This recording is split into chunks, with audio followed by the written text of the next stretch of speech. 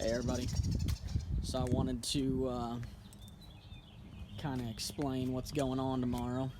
So I am getting a Steelcraft bumper put on, and it'll take up the whole portion down there and then loop around the lights and come across and everything. So it'll be fun, it'll be cool looking, but just wanted to give you a shot of what it looked like before so we can have a comparison after. But this is my 2020 Ram Rebel, and we'll see what it looks like tomorrow.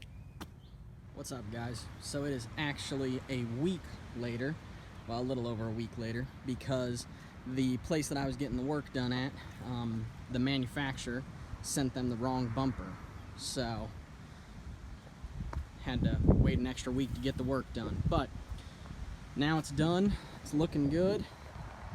Steelcraft Elevation bumper. It is a little bit cheaper than the Ranch Hand. I can't remember the name of the Ranch Hand one, but it is about $200 cheaper, and labor was pretty good for this. It was only $300 in labor, and it took them half the day. It's kind of awesome. But yeah, just wanted you guys to see this here.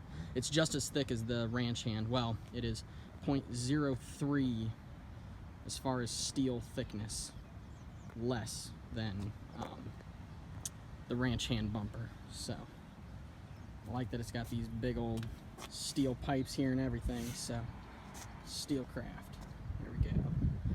2020 Ram 1500 Rebel. Here you go. I'll get a wide shot from further away here. Eventually I'll get a 3.5 inch leveling kit as well and put some 35s on. It's on 33s right now, so stay tuned.